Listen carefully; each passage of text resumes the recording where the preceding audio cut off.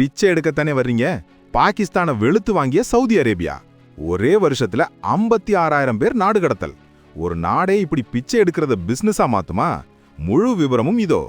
நம்ம ஊர்ல இருந்து துபாய்க்கும் சவுதிக்கும் வேலை தேடி போறாங்க. ஆனா பாகிஸ்தான்ல இருந்து போறவங்க அங்க பிச்சை எடுக்கிறதையே ஒரு பெரிய தொழிலா செஞ்சிட்டு இருக்காங்க. வெறும் எச்சரிக்கையோட விடல சவுதி. உங்க ஆட்கள் புனித இடங்களான மெக்கா மதீனாவுல கூட கை நீட்டுறாங்கன்னு சொல்லி 56,000 பேரை மொத்தமா பேக் பண்ணி வீட்டுக்கு அனுப்பிட்டாங்க. இதுல கொடுமை என்னன்னா 2025ல மட்டும் 66,000க்கும் அதிகமான பாகிஸ்தானியர்களை அவங்க நாட்டு ஏர்போர்ட்லயே அதிகாரிகள் கைது பண்ணியிருக்காங்க.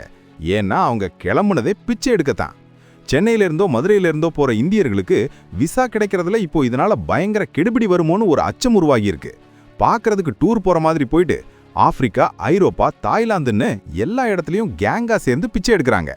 பாகிஸ்தான் வழக்கறிஞர் ரஃபியா ஜகாரியா என்ன சொல்றாருன்னா, இது பாகிஸ்தான்ல இப்போ ஒரு வேலைவாய்ப்பு தரக்கூடிய பிசினஸாவே மாறிடுச்சு அப்படின்னு சொல்லி உலகத்துக்கே ஷாக் கொடுத்திருக்காரு.